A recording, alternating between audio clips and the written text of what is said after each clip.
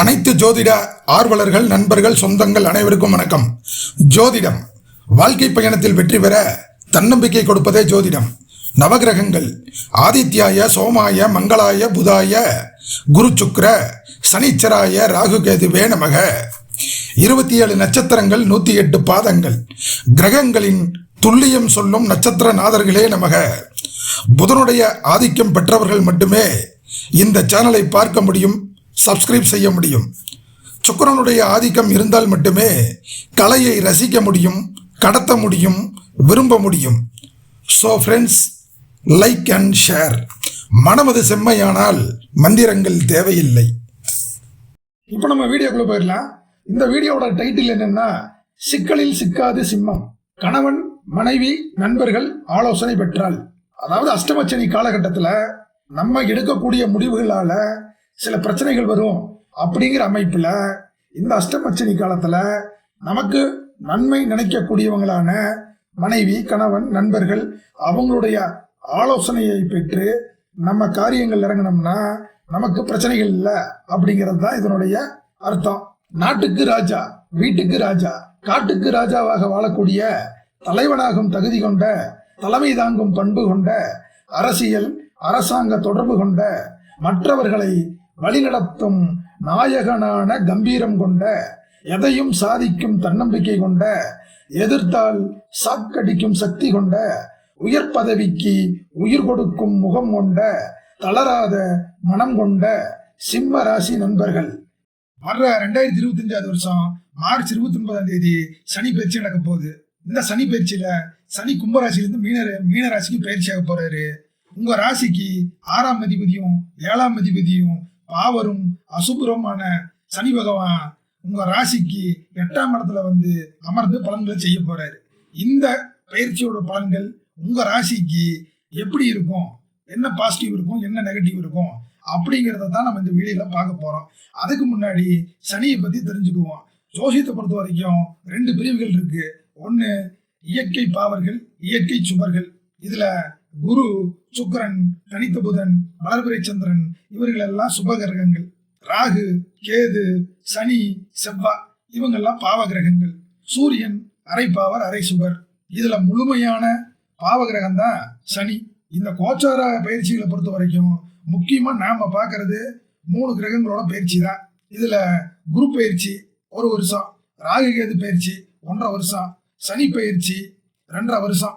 இந்த கிரகங்கள் தான் வருட கணக்கில் ஒரு ராசியில் இருக்கிறதுனால இவங்க கொடுக்குற பலன்கள் தான் நன்மையோ தீமையோ அதுதான் நம்ம வாழ்க்கையில பாதிப்புகளை ஏற்படுத்தும் அப்படிங்கிற அமைப்புல தான் இந்த பயிற்சிகளுக்கு நம்ம முக்கியத்துவம் கொடுத்து பார்க்குறோம். இதுல சனியோட பேரை கேட்டால் தான் நமக்கெல்லாம் ஒரு பயம் வரும். ஏன்னா அவர் ஒரு முழுமையான பாவ கிரகம். இப்போ அஷ்டமச்சனினா என்னன்னு பார்த்துடலாம். ஜோசியத்துல 8ஆம் இடங்கிறது ஒரு மோசமான இடம். மனுஷனுக்கு தேவையில்லாத விஷயங்களை தான் அந்த இடத்துல நிறைய கொடுத்து வச்சிருக்காங்க. இந்த இடத்துல இருக்கிற கிரகம் நல்லதை செஞ்சாலும் வில்லங்கமான வழியில தான் செய்யும். அதாவது மனுஷனுக்கு தேவையில்லாத கடன், நோய், எதிரி, வம்பு, வழக்கு, அசிங்கம், கேவலம், மன உளைச்சல், சூதாட்டம், ஆயுள் பங்கம் போன்ற அமைப்புகளை எல்லாம் தரக்கூடிய இடம் தான் 8ஆம் இடம்.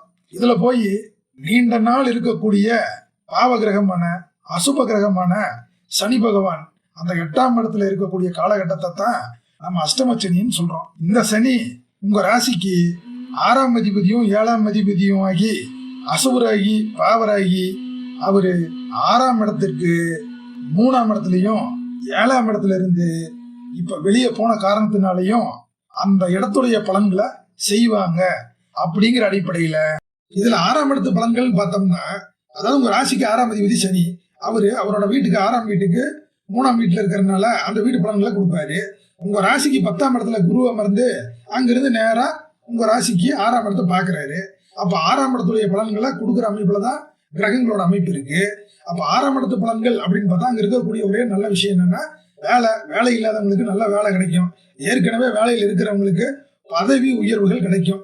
மற்றபடி பார்த்தீங்கன்னா கடன், வம்பு, வழக்கு, நோய் இதையெல்லாம் கொடுக்கக்கூடிய இடம் தான். அப்படியே 8ஆம் இடத்தோட அமைப்பு தான் இங்க இருக்கும். இதை வந்து நீங்க வயசுக்கு தகுந்த மாதிரி தான் புரிஞ்சுக்கணும். இப்போ குழந்தைகளா இருந்தாங்கன்னா அவங்களுக்கு என்ன பாதிக்கும், மெயினா வந்து பாத்தீங்கன்னா ஹெல்த்ல பாதிப்பு கொடுக்கும்.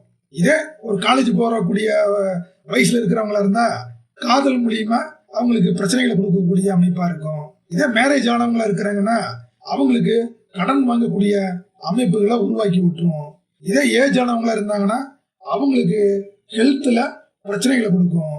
புதுசா எதிரிகளை உருவாக்காம பாத்துக்கிறது தான் நமக்கு இந்த டைம்ல நல்லது.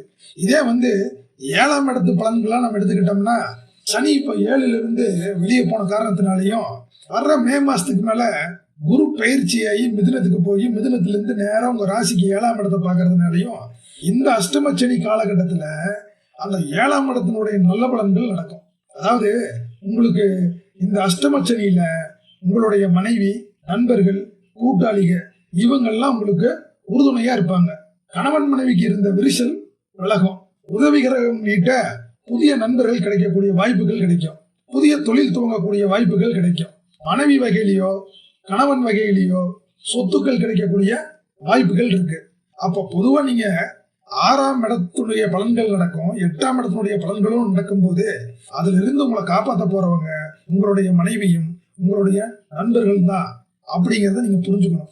அடுத்தது 8ஆம் இடத்து பலன்கள் அப்படின்னு பார்த்துட்டோம்னா அப்படியே டிட்டோ 6ஆம் இடத்து பலன்கள். இப்ப 8ஆம் இடத்துல சனி இருக்கிறதுனால 8ஆம் இடத்து பலன்களை கெடுபலன்களை செய்யக்கூடிய அமைப்பா இருக்கு. அதனால நீங்க இல்லீகல் ஆக்டிவிட்டீஸ்ல ஈடுபடவே கூடாது, லஞ்சம் வாங்கவே கூடாது, ஷேர் மார்க்கெட்டை நினைக்கவே கூடாது, குறுக்கு வரிகளை யோசிக்கவே கூடாது, அடுத்தவர் பணம் பொருள் மீது கண்ணு படக்கூடாது. அப்படின்னா தப்பா நினைச்சுக்காதீங்க. அதாவது சூதாட்டம், ஷேர் மார்க்கெட்டு, கேம்லிங்கு, லாட்ரி இதைத்தான் சொன்னேன். இதையும் நீங்க வயசுக்கு தகுந்த மாதிரி தான் புரிஞ்சுக்கணும். குழந்தைங்க தீய பழக்க வழக்கங்களை கத்துக்கிறது இந்த மாதிரி நேரத்துல தான். பக்கத்துல இருக்கிற குழந்தையோட பென்சில் எடுக்கிறது, பேனா எடுக்கிறது, பொய் சொல்றது, ஆரோக்கியத்துல இடைஞ்சல் வர்றதெல்லாம் இந்த மாதிரி நேரத்துல தான்.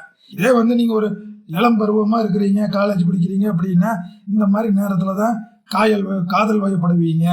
அதனால பேரை கெடுத்துக்குவீங்க, அசிங்க அவமானம் கேவலத்தை சந்திப்பீங்க, காசு பணத்தை இழப்பீங்க, படிப்பை பாதியிலேயே நிறுத்துவீங்க.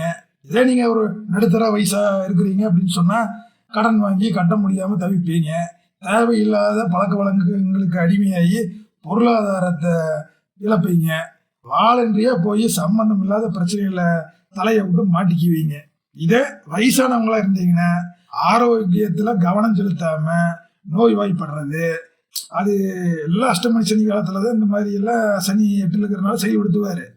அப்போ அஷ்டம சனியோட குறி என்னன்னா உங்களுக்கு ஏதாவது ஒரு வகையில நஷ்டத்தையோ கஷ்டத்தையோ இழப்பையோ வயசுக்கு ஏற்ற மாதிரி கொடுக்கணுங்கிறது தான். அதனால எனக்கு தெரிஞ்ச டிப்ஸு, உங்களுக்கு ஏதாவது ஒரு இழப்பை கொடுக்கணும்னு நினைக்கிற சனிக்கு நீங்க மொட்டை அடிச்சு முடி காணிக்க கொடுத்துட்டீங்கன்னா உங்க அழகை குறைச்சிக்கும், அழகை கொஞ்சம் இழக்கும் போது இந்த அஷ்டம சனி காலகட்டத்துல சிக்கலில் சிக்காது சிம்மம். முக்கிய குறிப்பு நண்பர்களே, கோச்சார பலன்கள் என்பது கோடி பேருக்கானது, சுய ஜாதக பலன் என்பது தனிநபருக்கானது, தசாபுத்தி பலன்கள் என்பது மிகவும் முக்கியமானது. இதை நீங்கள் புரிந்து கொள்வது மிகவும் சிறப்பானது. இந்த சேனலை நீங்க பார்த்தது பொறுப்பானது, புனிதமானது, புண்ணியமானது.